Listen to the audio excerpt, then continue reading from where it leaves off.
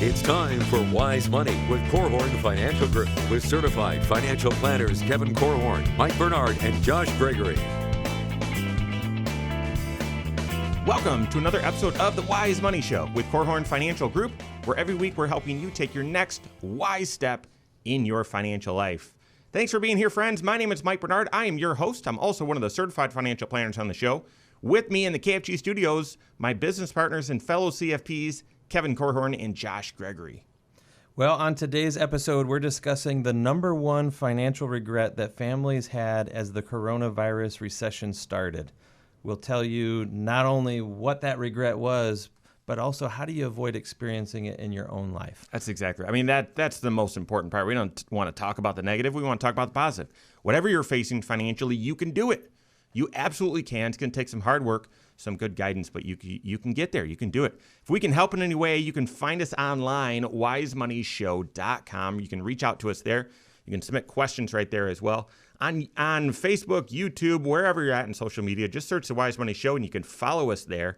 And then you can call or text questions in if you have them, 574-222-2000. That's 574-222-2000. So as always, you know, a recession or a financial disaster comes on as a surprise. I mean, it's just sudden. And the suddenness of this, I remember being in a pizza shop in January and joking. I had a friend joking with me about, hey, have you been to Wuhan? And, you know, whatever. Like, it was the coronavirus was a very lighthearted sort of thing. And it was, oh, I'm glad we're safe here in the U.S., and sure enough, just 3 weeks later, it was just a week later after that the U.S. would have its first fatality from the coronavirus, and we didn't even know it for a long time. And so the suddenness that this came on because of pandemic, I mean, it just, boom, it just hit us very quickly. But listen, all financial disasters come on like that. All recessions. I remember even in 2008, Hank Paulson said in July, I think the worst of this subprime mortgage lending is behind us. Pretty sure it's behind us. 3 months later, wham, right? So recessions, financial emergencies come on very quickly. There was a survey done about as the coronavirus recession hit, what's the greatest financial regret that people had, that they wish they had prepared for, and they weren't prepared. So guys, what was it? Well, after the drum roll here, it's not having an emergency fund, right? Not having an emergency fund leaves people in a vulnerable state for those sudden events that are inevitably going to occur in life. You said recessions occur just boom, like suddenly, but what about other types of emergencies? You know, people are disabled suddenly in life. They lose their jobs suddenly in life. Water heaters stop working suddenly in life, and so do cars. And so you're going to have these unexpected events. You don't know the timing of them. You might not know the magnitude of them, but you have to expect that they are going to occur. And anytime we're talking to anyone about the unexpected in life, how do you prepare for it? It's always the emergency fund that we start turning to. Mm-hmm. I mean, because I think we're hardwired to think we're invincible, and yet it's inevitable that there will be hiccups and speed bumps and potholes along the way. It's inevitable, and so but we've talked about it before. The financial that in general, the financial challenges many households face, and I think we did a show. It's been a couple of years now that the average household has less than $1,000 in savings. The average household, I'm just kind of going through the headlines of shows that we've done. The average household couldn't survive missing one paycheck. The average household couldn't handle a common financial emergency. Those aren't my words. I think those were some of the surveys. And so, yeah, it should. I mean, it is this simple. Blocking and tackling. It does win games. It really does come down to what's your first line of defense when a financial emergency comes up, and if you don't have one, you got to address that. It's interesting because I know we're going to be talking about other financial regrets, But if you said, what is the regret looking back that I had? And it was that I wasn't prepared financially. But there's a reason why beyond just a potential pandemic, because if you'd been planning, you would have had almost 102 years to plan from pandemic to pandemic. So you say, well, most people got tired of setting aside money in case of the pandemic maybe 50 years ago. But I mean, there's job loss, there's medical or dental emergencies, there's, as we said, home repairs, car troubles, unplanned travel expense. There's all kinds of different reasons why you might need to do something. And what I've found in my experience in serving clients is that if people have money set aside, the emergency becomes less of an emergency, and they actually behave differently when I've got a little money set aside. That emergency, I behave differently than if I had no money set aside. Right. Because when I have no money set aside, I have nothing to lose. So paying ridiculous amounts of interest on a credit card or fill in the blank, that seems to make sense when I've got no money. Yeah. We often talk about emergency funds, the way we frame it or the way we think of the size and scale of a proper emergency fund. We always talk in terms of time. We say 3 to 6 months worth of living expenses. So how long could you live if your income stopped tomorrow? How long could you cover your basic needs, your most important expenses, if your income stopped? And most people go through life not really ever imagining a time where their income would stop because I've got a secure job, or I've had a great track record. I'm a worker. I will always find a way to earn an income until the whole world shuts down, right? And until a pandemic occurs. I don't even remember who I could attribute this saying to. It may have been a client, may have been one of you guys, for all I know. But someone recently said, referred to COVID as the great accelerator of trends. Ooh. And I latched onto that. I said, boy, you're right. I mean, a lot of companies that were on an unhealthy slide, they were not in a good spot. This just accelerated it. Or maybe in your own financial life, if things were not really heading in the right direction for you financially, COVID could be just what forced that to happen even faster. And so an emergency fund is really one of it's only one, but it's an important one of your defenses against those outside forces, those things that you don't have control over, forcing your hand or causing unintended consequences in your life. And it's just an important base. It's one of the foundational things that you have to have in your life.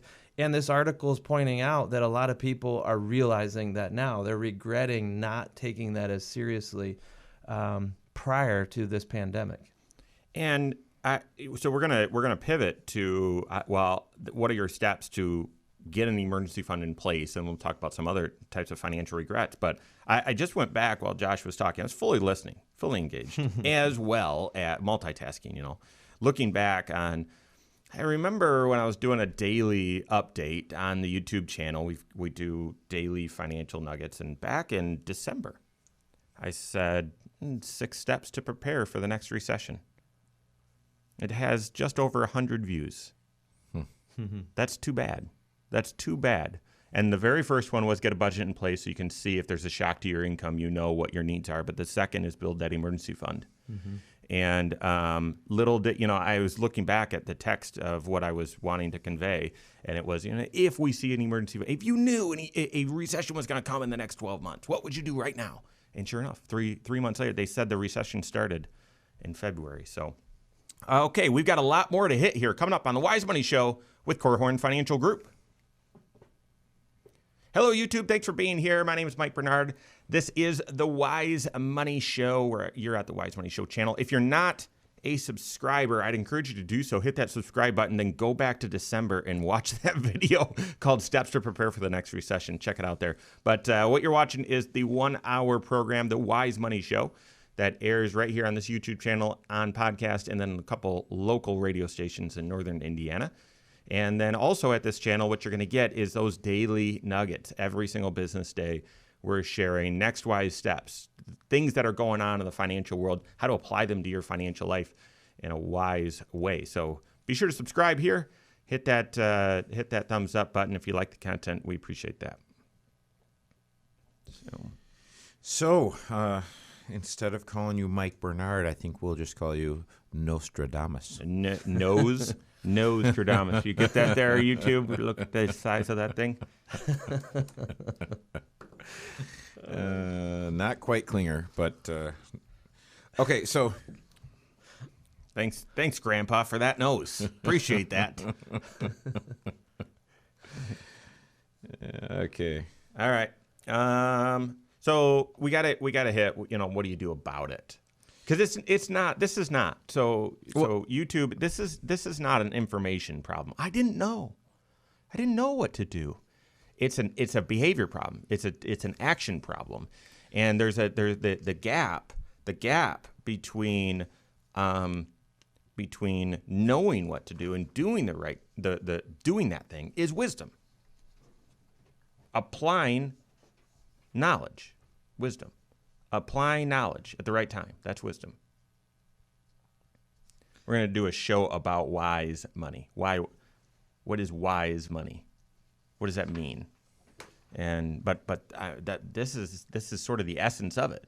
Knowing the right thing to do and doing it. Mm-hmm. Mm-hmm. So there's two things that we need to discuss.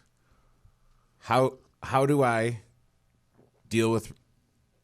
Well, there are three things in the next segment. How do I deal with regrets when I have them?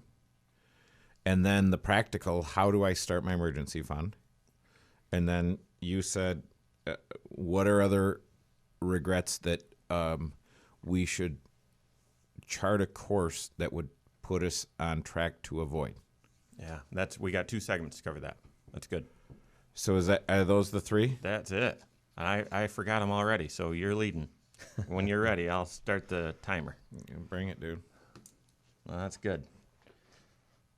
You said the first one. How to deal with regret. How to deal with regrets. Okay. Got it.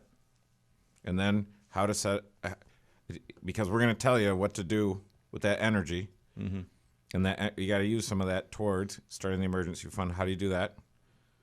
And then what are other regrets that are avoidable? Love it. Let's do it. If someone would have told you back in December, let's use December for example, that a recession was coming, what would you have done differently?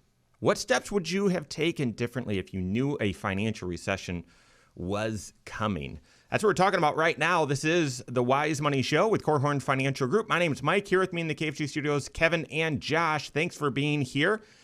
You can catch up on all Wise Money content online, the Wise Money Show. Go to wisemoneyshow.com and then find us all over social media, wherever you're at. Let's see, YouTube, Facebook, Twitter, Instagram. Just search the Wise Money Show and follow us there. So we're talking about, there was a survey done recently about the average household's greatest financial regret during this coronavirus recession. And no surprise, it was the very boring but always needed emergency fund. And I was just referring to back before we knew any of this was happening, the sun was shining, birds were chirping. We talked about, actually the snow was falling, but it was calm. Everything was normal. I created a video about things to do if you knew a recession was coming. How do you prepare for the next recession? That aired in December. The emergency fund was on there. So listen, we don't want to focus on the negative. We want to focus on the positive. So in just a moment, we're going to talk about the practical steps you can do to create an emergency fund. But how do you deal with regrets? How do you deal with financial regrets? What's the right process? What's a healthy process? That's a great question, Mike. And we, as financial planners, deal a lot with what I would call internal finance. And people say, well, what is internal finance? And I'll give you a great example of internal finance. It's kind of how we're wired to approach the world from a financial perspective, and that dictates our beliefs, dictate our behaviors, and then that tells us whether we should have regrets or not. And I'll give you a great example. I'll give you a contrast here. I know a person who is a multi-millionaire.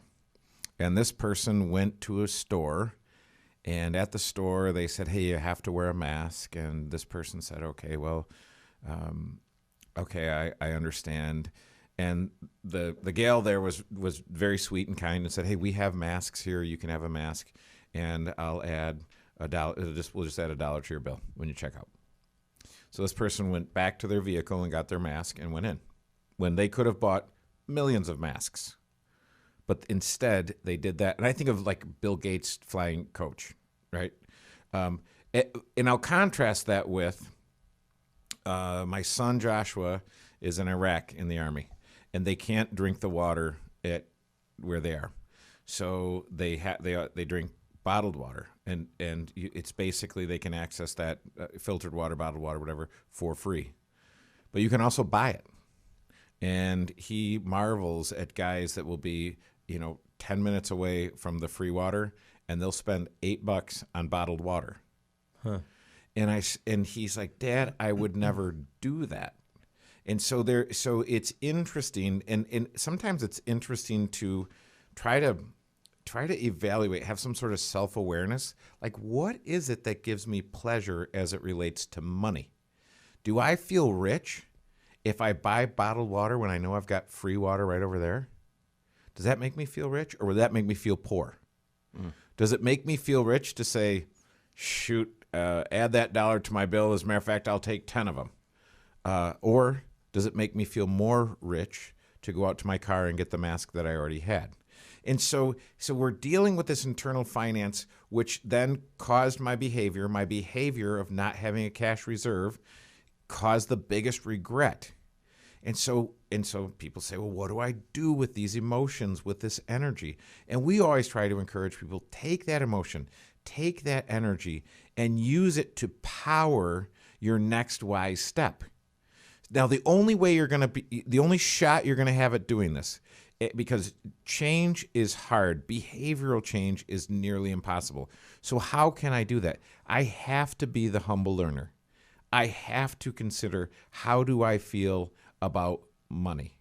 And so that's how I take whatever regrets that I might have. And we're going to talk about some other ones. But this one is, I regret that I didn't have enough cash set aside to get me over the hump when this thing came out of the blue and I had no idea it was coming. So, Josh, what would you say? No, I'm just sitting here listening, and this is forcing me to think about things that I haven't really given a whole lot of thought to. But to me, regret comes when you're experiencing certain results or certain outcomes that you do not like, right? I mean, obviously, regret is a negative emotion. So there's a negative situation going on in your life. But to me, it's only regret if you're stopping long enough to recognize, oh, I could have chosen differently, or I could have prepared differently here. My habits could have been different. So not that you're blaming yourself, but people who look at their bad results or their bad outcomes or their bad experiences and think that the problem's always out there, they're not experiencing regret. They're experiencing blame, right? So to me, regret is actually maybe the precursor to you being able to turn a corner, because you're accepting your role. You're accepting the fact that you made certain choices, or you have certain behaviors that led to these results. And, we just happen to be talking right now about folks that regret not having an emergency fund. If you regret it, then it implies that you're at least recognizing, I could have had an emergency fund. And so now taking that experience and saying, I want to turn the corner, I want to do something different in the future, is a very powerful moment. So regret, we're saying it's a negative emotion, and yet maybe it could be the most positive thing happening for you right now, because you're more hyper aware that things could be different in the future. And that's it. So this is an interesting time for introspection, because what are you mad at? If you have a regret and you're frustrated, what are you frustrated with? I'm frustrated that there's a virus. I'm frustrated that my kids can't be in a classroom. I'm frustrated with the government's response to the virus. Keep going. Or, I am frustrated that I didn't put my financial house in order. Mm-hmm. That's the actionable one. That's the one that I can do something about. Whether my financial house is, hey, just getting that foundation built with the emergency fund or something else. But it is interesting. And I this is where we're saying, hey, self-awareness and approaching the world as the humble learner. If you are the humble learner, you have a shot. But as we say, knowing is the enemy of learning. Like if I know the problem was that this virus transmitted from one country to another. That's the problem. That's why I'm struggling financially. No, it's not. It's not why I'm struggling financially. I'm struggling financially because my habits that I needed to have in place weren't in place. Easton, so in the Bernard household, it's pretty fun. We got 3 kiddos, 10, 8, and 2 on purpose. Just in case you were wondering. Oops. And Easton is the baby, and he's got this thing now. He can talk and he can behave, and terrible twos, all that. But when we're giving him feedback, hey, buddy, don't stand on the couch. He says, I know, and keep standing on the couch. And we're coaching him that no. You can't say I know and keep doing it. It's got to be I know or okay, and follow that advice and take the advice. And so now he says okay, I know, and then he'll sit down. And so listen, we can joke about that, and it's cute. It's cute because he looks like mama, but it's cute with a 2-year-old. But are you when life throws you a feedback, do you say I know and you just keep on doing it?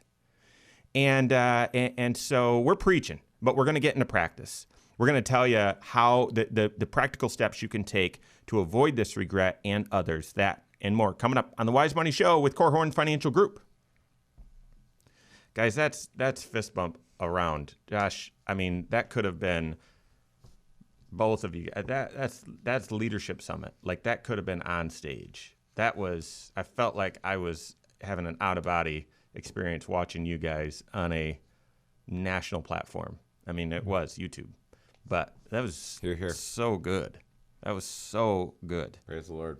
Mm-hmm. Yeah, it felt different. Very It is wise. interesting, though. It is interesting because if you listen to people, and what are they mad at, and what are they blaming?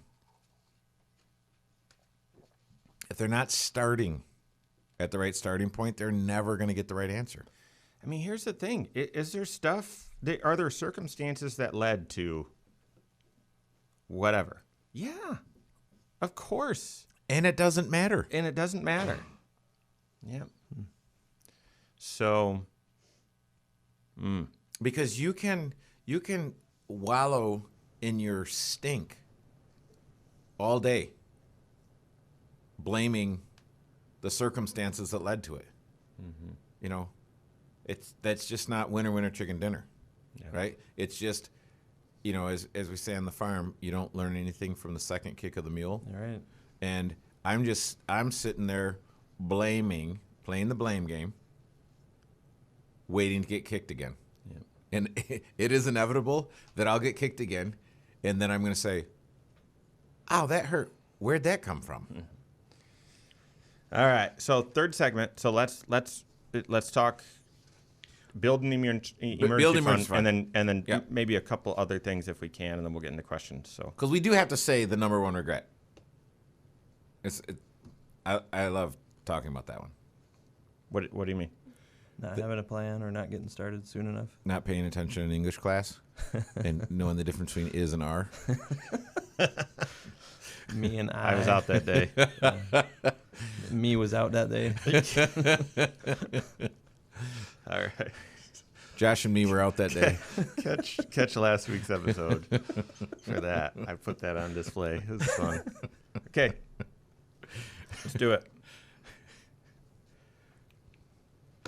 How do you overcome financial regrets, either that you have or that you observe in others, and actually actually proactively get some things in place so that you're as prepared as possible, regardless of the circumstances that happen outside of your control. That's what we're talking about right now.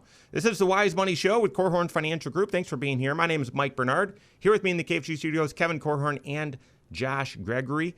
Every episode of the Wise Money Show is on the YouTube channel. Just go to YouTube, search Wise Money Show, subscribe to it there. You'll get every episode of the Wise Money Show as well as all of the other content that daily we push out that will help you take your next wise step in your financial life. So find us there.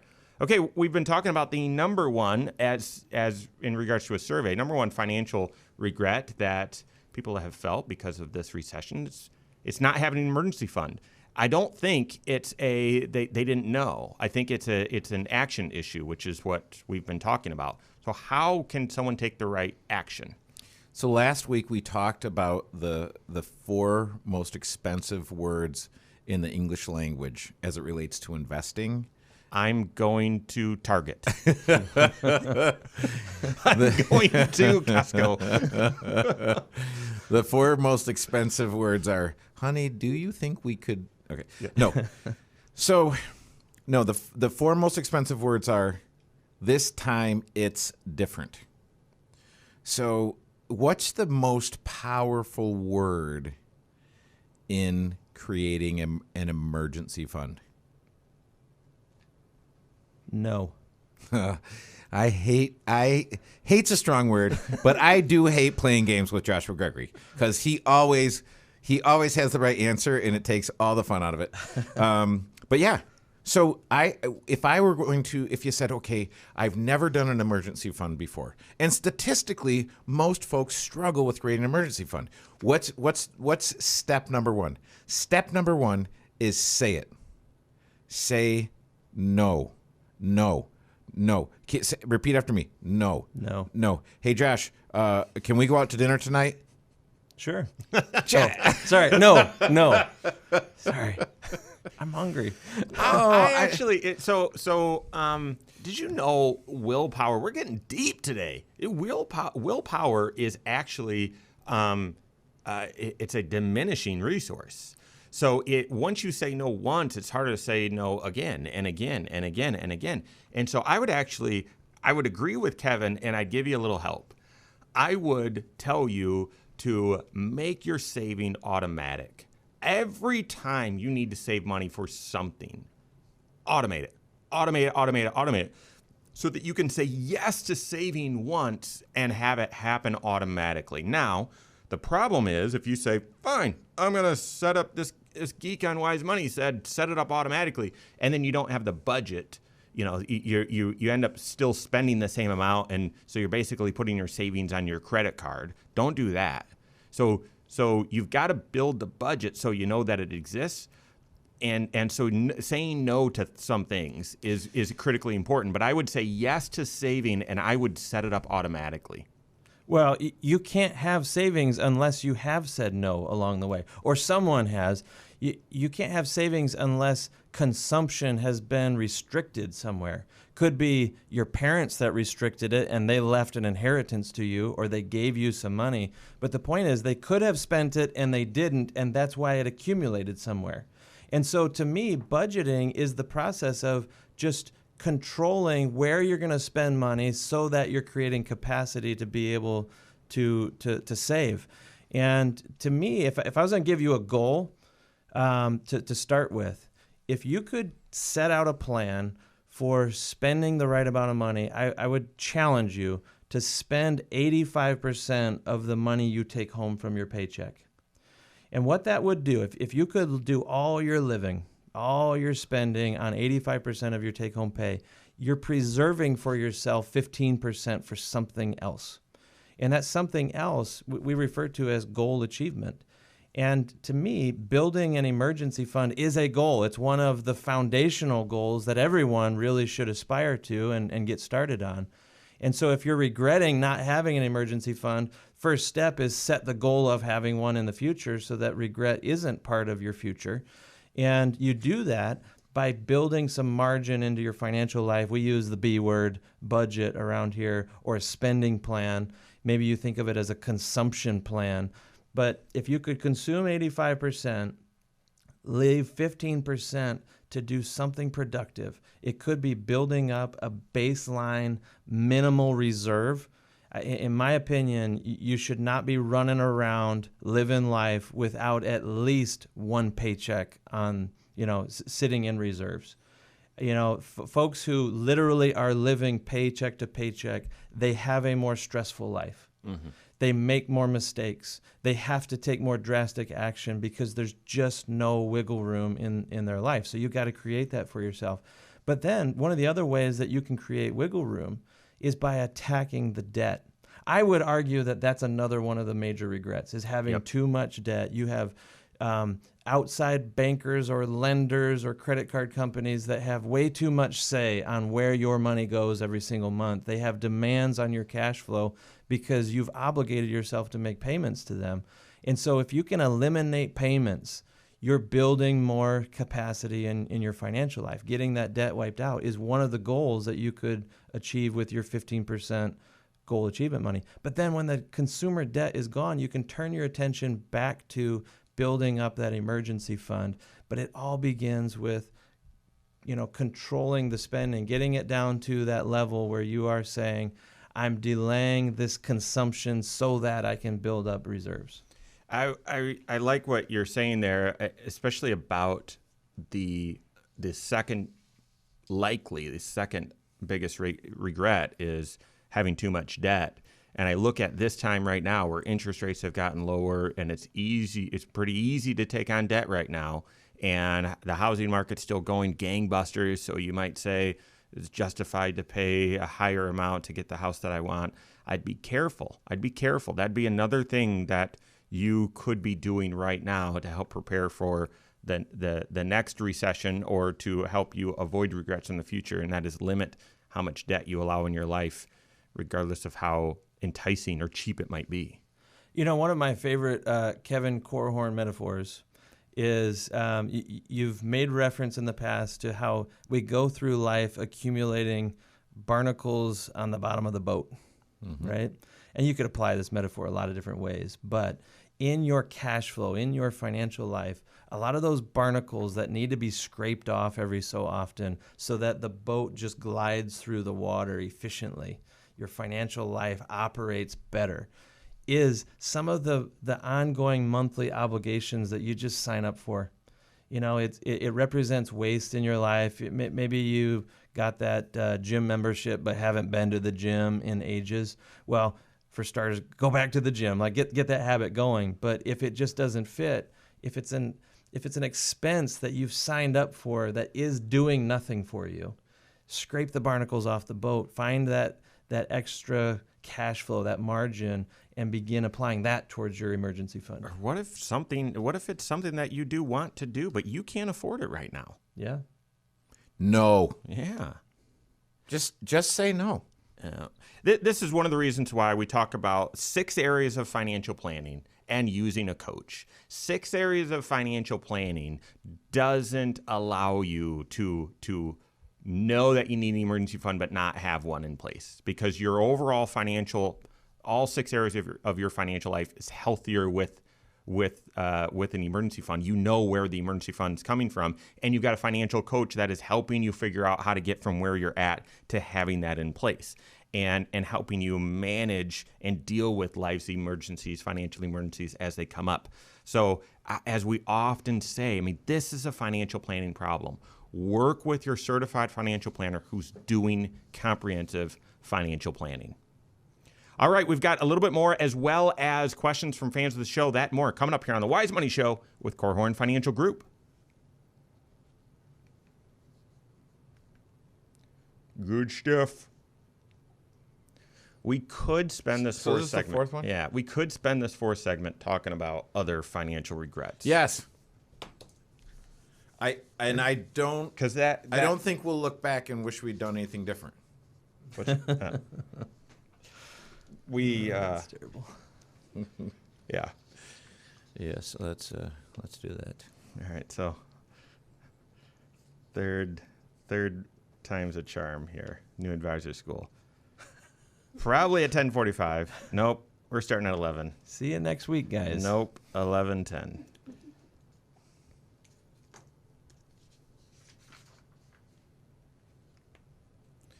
Okay. So let's get into it. Other financial regrets. And then if there's time, if it's getting dull, if there's no energy, we'll transition to questions. But hopefully there's energy and it's fun.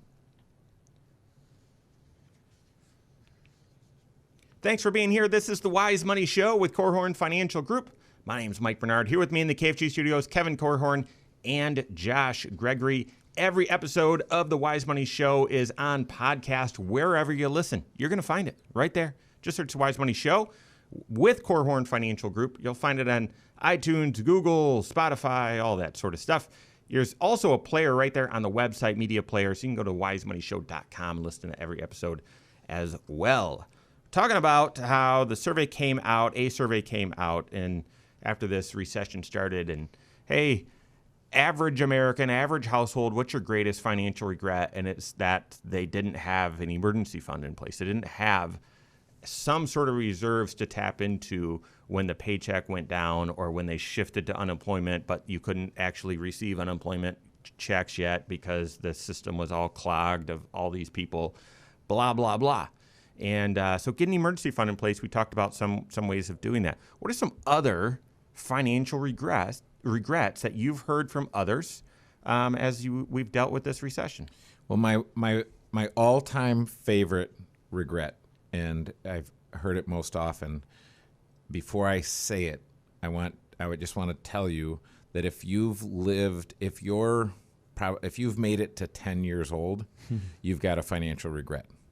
If you've made it to 50, you've got probably a handful at least. And the older you get, most people have some like 3 big financial mistakes that they've made in their lifetime. And part of life is living and learning, and some of these things you didn't have any control over, but you still have regrets. But again, I would go back and listen to the early part of the show where Josh kind of broke down, how do I get a regret? I get a regret by kind of owning what happened and figuring out what I could have possibly done differently to change that. And a lot of times we don't want to do that, but I would encourage you to look at any of the financial mistakes that have happened in your financial life and say, hey, that was entirely my fault. Now, why was it my fault? Start there. Because if you try to get yourself off the hook, you might miss some of the learnings that come from them. And if you miss the learnings, it's possible you repeat it. So the number one, all time, forever, over the last 26 years, almost to a client, they've said, as we are working through the financial planning process, I wish I'd started this earlier. Mm-hmm. Or as Mike would say, earlier. I wish I started. Earlier started, I wish I would have. Yoda. That's very funny. Right. Yeah, I mean, we've done full shows about that before. What's the most common phrase that we hear in our office? And that is, hey, this whole process you guys are talking about, the comprehensive financial planning, gosh, I wish I'd have gotten started with this. I wish I'd have started this sooner. And there's, if you're hearing that right now, usually I tie that to, if you're needing shade, when's the best time to plant plant an acorn? Yeah, 20 years ago. Mm-hmm. What's the second best time? Well, right now. But, this is a show about regret that's being spurred on or revealed maybe because of the whole COVID recession, right? And Kevin, the kind of perennial regret that we hear often from folks is, I wish I'd gotten started earlier. But many people are feeling that, especially right now, as it relates to getting ready for retirement. And we've said many times on this show that the research, the statistics all point towards many people retiring a few years earlier than they ever intended. They set the goal of retirement at 65, but they're out at 62. And it's often because circumstances changed. They didn't expect it. Could be a health concern, could be a change in their industry. Maybe their employer lets them go for some reason, and they just decide, I just need to retire then. We're seeing that right now. There's a lot of folks that maybe for health concerns or just precaution, or they're just kind of saying, you know what, this environment has changed completely. My industry has changed, whatever. I need to be done right now. And some people can, and many people can't. And it's because they did not maybe get started planning for their own retirement or saving for their own retirement early enough, so that when they get to a fork in the road or they get to some crisis moment, do they have maximum options available, or are they just going to have to tough it out and keep on working longer than they ever thought they would? Yeah, do you get started with financial planning out of curiosity or out of crisis? And I would say, come see us. If you're curious, ask yourself this question: am I ahead? Am I behind? Am I right on track? And if you can't answer that with great certainty and know what levers you need to move to get you to where you need to be, then you need to work with a certified financial planner who can help you in the 6 areas of CFP, not someone who just sells investments or just sells insurance, but someone who can take a holistic approach to your entire financial life. And because right now in the hospital, if you go in the hospital and you're symptomatic, they're going to say, hey, it's COVID. But I was talking to a friend who was saying, no. Keep going. Look beyond that and see if there's something else, because there are other illnesses other than COVID that present similarly to COVID.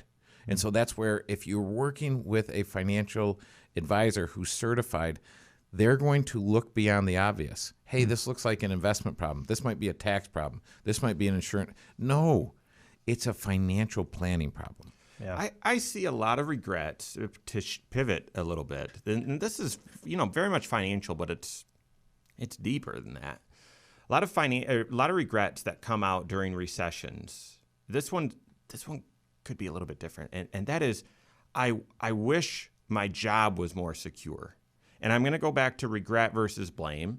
And it's very easy to say, well, circumstances were what they were, and that's why my job wasn't as secure. My boss is a jerk, that sort of thing, or whatever, right? But have you done everything in your control to be as indispensable as possible to your employer? And this is often, even when times are good, this is often the way to continue to get a raise. Is a raise on you or not? Well, you certainly could deserve a raise and not get one. Right? It's out of your control sometimes. Your boss really might be a jerk. they might be. But at the same time, one of the principles that I learned early on from Napoleon Hill, who wrote this 100 years ago: always do more work than what you're getting paid for, because that will always mean you are desirable, you are needed by your employer, and you're always deserving of a raise. And so, this recession might be a little bit different, because companies have just gone bankrupt just because of, demand has shut down immediately and so on. But there's got to be some examples in between where a company started to see cuts and needed to look and say, we've got to make some adjustments here. We've got to make some adjustments, and these folks need to be off the payroll in order for the company to survive. And I would just want you to do everything possible to make sure that you're on the right side of that. Mm-hmm. Don't be a statistic that is looking back and regretting not building up the skill set that will be valuable into the future too. And so this is that's not a universal thing. So if you're listening to this and saying, "Oh my goodness, no, I've got all the in humility, I've got all the evidence that I was very much deserving of being of staying on the job, and I've been let go." This is not a universal thing. I'd encourage that. I see that a lot with recessions where companies need to cut their workforce by 20%. Well, make sure you're in the 80%. You know what? Don't even strive for that. Make sure you're 1%. Yeah. Totally indispensable. The company couldn't survive without you. I like that. If we're adding to this list of regrets that maybe are being revealed because of the coronavirus, we mentioned one in an earlier segment, and that was having too much debt. And kind of a sister regret to that one. I was picturing consumer debt, maybe having too large of a car loan, too much credit card debt. Oh, I wish my student loans were gone by now. But along with that, you could say having too much house is sometimes a regret. And it's usually a regret during a crisis environment, right? Like this one, where maybe that house, which has perhaps a mortgage that's attached to it, that's just it's a little too much payment for your amount of income, or it's a lot too much payment when you consider all of the maintenance costs that go with that house. If your decision to buy a certain house is bringing with it a whole bunch of other obligations or other expenses, other risks, if you will, it's possible that it puts you in a vulnerable place if there's any kind of interruption to your cash flow. The paradox of this right now, we're going to get into this more. We actually have a show coming up with our friend Diane Bennett, who's going to talk to us about the real estate market. This is bizarre. This is bizarre. Houses, I think it's more likely that you're going to get over your head in a house right now than not. I mean, right now, we are in a recession and home prices are surging. The housing market is extremely strong. And yet on the far end of it, what was it? 9 million people didn't make their mortgage or rent payment last month. Wow. 23 million have said in a survey that I don't know how I'm going to make this month's mortgage payment. And yet the housing market's extremely strong. So the temptation, the risk is still very much there that you could overextend yourself with a house. Yeah, that's exactly right. And if something really dramatic changes in your cash flow and you have to get down to just basic expenses, basic survival type expenses, I'm saying basic housing, basic food, basic clothing, basic transportation, and basic health care, not any of the extra frills. The house that you buy is a structural thing that is hard to back your way out of. It's expensive to get out of a house if it turns out that this is a regretful mistake that you made, you bought too much house, it's expensive to undo it. And so I encourage you that in this environment of really low interest rates where maybe it's tempting to say, now's the time that we could reach just a little further and upgrade the house. We could get out of this neighborhood and into that one because interest rates are making the payment just a little bit more affordable. Be careful. Mm-hmm. Be careful. Consider that decision in the context of a budget where you're recognizing all the expenses that are going to come with it and all the risk. Yeah, I mean, figuring out how much house you can afford doesn't happen at the bank. It happens with your CFP, looking at all 6 areas of your financial life. I mean, that's it. And so run those numbers before you emotionally say that these houses are just going gangbusters. I've got to jump on this house to get in that neighborhood. So, all right, that is all the time we have for today. On behalf of Kevin Korhorn, Josh Gregory, all of us at Korhorn Financial Group, have a great weekend. We'll see you next Saturday for the Wise Money Show with Korhorn Financial Group. Securities offered through Silver Oak Securities, member FINRA/SIPC. Advisory services offered through KFG Wealth Management, LLC. Doing business as Korhorn Financial Group. KFG Wealth Management, LLC and Silver Oak Securities Incorporated companies are unaffiliated.